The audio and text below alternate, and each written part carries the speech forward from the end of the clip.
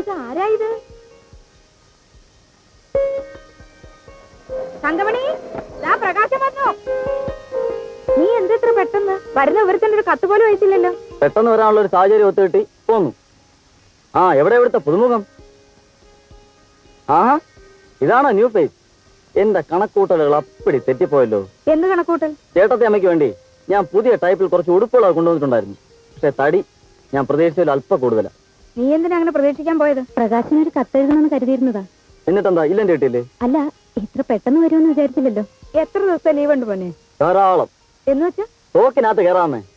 ഇഷ്ടം പോലെ സമയമുണ്ടല്ലോ. നമുക്ക് വിശദമായ ഒരു ചർച്ച തന്നെ നടത്തിക്കളെ. ആദ്യം കുറച്ച് വെള്ളം ചൂടായിട്ടാ. ഭയങ്കര യാത്രാക്ഷീണം. ആ, ചേട്ടൻ പ്രസ് പോയി കാണൂ അല്ലേ? പ്രസ്സിലാണോ കള്ളുഷാപ്പിലാണോ എന്ന് ആർക്കറിയാം.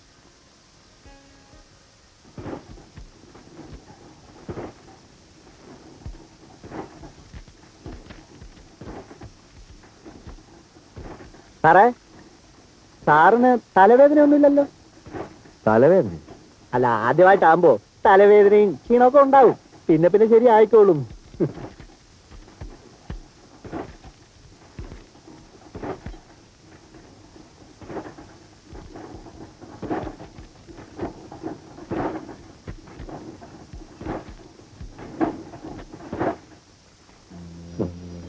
സാറിനെ കുറച്ച് വിവരവും വിദ്യാഭ്യാസമൊക്കെ ഉണ്ടെന്നാണ് ഞാൻ വിചാരിച്ചിരുന്നത്. വിശ്വാസവഞ്ചന കാണിക്കരുത്. നമ്മൾ തമ്മിൽ പല പല രഹസ്യങ്ങളും കൈമാറിയിട്ടുണ്ട്. അതൊക്കെ ഈ വർക്കേഴ്സിന്റെ മുമ്പിൽ വിളമ്പി എന്റെ റെസ്പെക്ട് കളയരുത്. മനസ്സിലായില്ല? നമ്മൾ ഇന്നലെ കുടിച്ച കാര്യം ആ സഹദേവൻ അറിഞ്ഞല്ലോ. ഏയ്, ഞാൻ പറഞ്ഞതല്ല. ബാറിൽ വെച്ച് ഒരുപാട് പേര് കണ്ടതല്ലേ? കൈ കഴുകാൻ വെള്ളം വെച്ച സിമെന്റ് തൊട്ടില് താൻ മൂത്രം ഒഴിച്ചത് ആ ഏരിയ മുൻപാട്ടാ. അങ്ങനെ ഒരു സംഭവം ഉണ്ടായി. അതൊന്നും കുഴപ്പമില്ലെന്നേ. നമ്മൾ മൈൻഡ് ചെയ്യണ്ട. ദിവസേന കുടിക്കുന്ന ഒരു ശീലാക്കിയാ മതി. ആളുകളുടെ വായ താനെ അറിയും. ബാക്കി കാര്യം ഞാൻ ഏറ്റു. മതി, ഇപ്പൊ തന്നെ ആകെ മാറി. ഒരു കാര്യം പറയാം, ഇനി അധികം പരസ്യപ്പെടുത്തണ്ട കേട്ടോ. ഭയങ്കര എക്സ്പ്ലോയിറ്റേഷൻ ആണെന്നേ. ഓവർ ടൈം ചെയ്താൽ രജിസ്റ്റർ എന്തെങ്കിലും വെക്കും. സൂപ്പർവൈസർമാര് ഒരു സേർട്ട് വലിക്കാൻ പോലും സമ്മതിക്കില്ല. എന്നിട്ട് സംഗതി സഹിക്കാൻ വയ്യാതായപ്പോ ഞാൻ ഒരു സെമിറ്റിയുടെ മുറി കയറിച്ചു. ഏയ്യാ, നിനക്ക് വെക്കമില്ലയാ, വേജസ് കറക്റ്റാ കൊടുക്കലെന്ന മോന്ത അടിച്ച് പരത്തും എന്ന് പറഞ്ഞു. ജോലി തന്നെ ആളിനോട് അങ്ങനെ തന്നെ പറയണം. നീ പോടി, ഞങ്ങൾ ആണുങ്ങൾ സംസാരിക്കട്ടെ.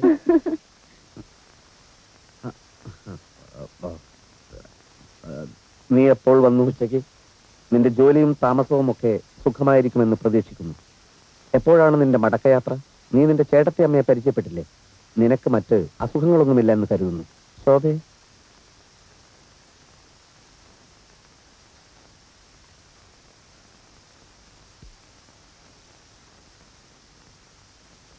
ഇന്ന് കുടിച്ചിട്ടില്ലേ?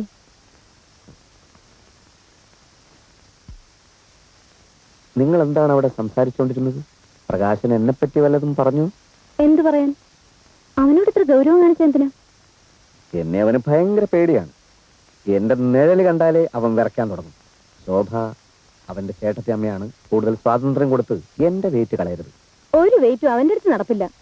എന്തൊക്കെ തമാശകളാവും പൊട്ടിക്കുന്നത്. ഉച്ച മുതൽ ഈ നേരം വരെ തിരിച്ചിരിച്ച് മടുത്തു.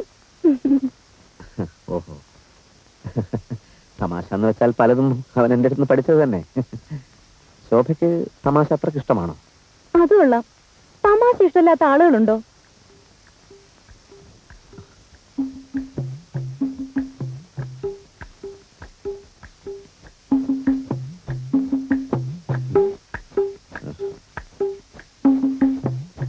ദാമ്പത്യ ജീവിതത്തില് ഫലിതത്തിന് ഇത്രയും സ്ഥാനമുണ്ടെന്ന് ഞാൻ ഇന്നലെയാണ് മനസ്സിലാക്കിയത്. ദിനേശ, ആ കുട്ടി ചിരിക്കല്ലേ വേണ്ടു? അതെ. അപ്പൊ പിന്നെ ഇടയ്ക്കിടയ്ക്ക് ഇക്കിളിയാക്കിയ പോരെ? അങ്ങനെയുള്ള ചിരിയല്ല സാറേ. അപ്പൊ സ്ട്രോങ് ആയിട്ടുള്ള ഫലിതം വേണം അല്ലേ? ഫലിതം എന്ന് വെച്ചാൽ പകല് പറയണതുണ്ട്, രാത്രി പറയണതുണ്ട്. രാത്രി ഫലിതം വേണ്ട, പകലത്തേത് മതി. അപ്പൊ പിന്നെ ലൈറ്റ് ആയിട്ടുള്ളത് മതിയില്ലേ? മതി, പക്ഷെ അവള് ചിരിച്ചിരിച്ച് മടുക്കണം. ദിനേശിനൊരു കാര്യം ചെയ്യും. ഈ മംഗളത്തിലും മനോരമയിലും വരുന്ന ഫലിത ബന്ധുക്കള് ഒന്ന് വീശി നോക്ക്. അയ്യോ, അത് അവള് വായിച്ചതാണെങ്കിൽ പുതിയ ലക്കങ്ങളല്ല, ഒരു 10 കൊല്ലം മുമ്പുള്ളത്. എന്റെ കയ്യിലുണ്ട് കുറച്ചൊക്കെ. ഇനി അഥവാ അത് ഏറ്റില്ലെങ്കിൽ പിന്നീട് കുറച്ചെണ്ണം ഞാൻ എഴുതി തരാം. എന്തായാലും ദിനേശൻ ധൈര്യമായിട്ടിരിക്കും. പേടിക്കണ്ട. വേണ്ട, എന്റെ ഉണ്ടേ, ഇഷ്ടം പോലെ ഉണ്ട്. ഉണ്ടല്ലേ? പിന്നെ വീട്ടിലേക്ക് ഉണ്ട്.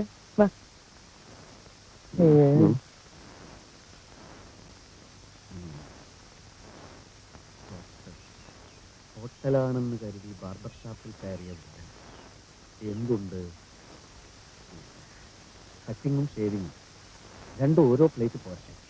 ഹോട്ടലാണെന്ന് കരുതി ബാർബർ ഷാപ്പിൽ കയറിയത് എന്തുണ്ട്? കുടിക്കാൻ വല്ലതും വേണോ? നീ ഇങ്ങ് വാ.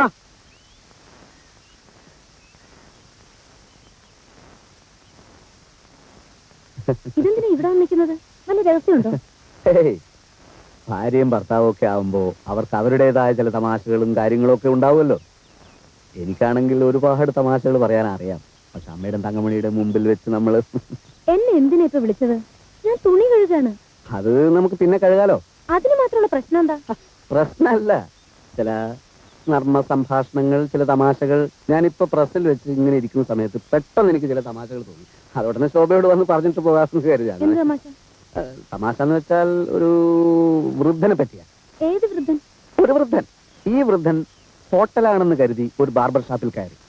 അപ്പോൾ വൃദ്ധൻ ബാർബറോട് എന്തുണ്ട്? അപ്പോൾ ബാർബർ കട്ടിങ്ങും ഷേവിങ്ങും. അപ്പോൾ വൃദ്ധൻ രണ്ടും ഓരോ പ്ലേറ്റ് പോരട്ടെ.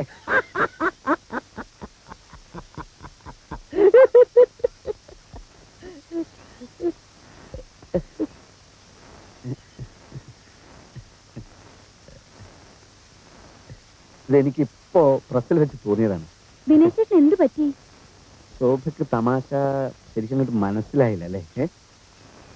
എന്നാ പിന്നെ വേറൊരു തമാശ പറയാം. ഇതെന്തായാലും ശോഭയ്ക്ക് ചിരി വരും. ഭയങ്കര തമാശ. എനിക്ക് തുണി കഴുകണം, അമ്മയ്ക്ക് ദേഷ്യം വരും. എന്ന് വെച്ചാൽ എങ്ങനെയാ? ഇതും കൂടി കേട്ടിട്ട് പോയാൽ മതി. ഇതും എനിക്കിപ്പോ പ്രസ്സിൽ വെച്ച് തോന്നിയ വേറൊരു തമാശയാണ്. പെണ്ണ് കാണാൻ വന്ന പയ്യന്റെ അച്ഛനോട് പെണ്ണിന്റെ അച്ഛൻ ടിഫിൻ കഴിച്ചു കഴിഞ്ഞിട്ട് അഭിപ്രായം പറയാമെന്നാണല്ലോ പറഞ്ഞിരുന്നത്. എന്നിട്ട് എന്താണ് പറയാത്തത്? അപ്പോൾ പയ്യന്റെ അച്ഛൻ ബജ്ജിയിൽ ഉപ്പ് പോരാ. എന്താ ശബ്ദമറിയോ? ദിനേശ് ചേട്ടൻ കാലത്ത് പോയത് മുതൽ പാട്ട് തന്നെയായിരുന്നു ഇവിടെ.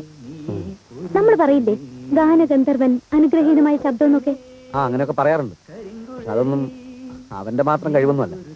അതൊക്കെ പരമ്പരാഗതമായിട്ടുള്ളതാണ്. എന്റെ അച്ഛൻ പാടുമായിരുന്നു, ഞാൻ പാടും, കുറച്ചൊക്കെ അവനും പാടും. ദിനേശ് ചേട്ടൻ ബാത്റൂമിൽ പോലും പാടുന്നത് ഞാൻ കേട്ടിട്ടില്ലല്ലോ. നീ കേൾക്കാത്ത എന്റെ കുറ്റാണ്. പുളു അടിക്കല്ലേ?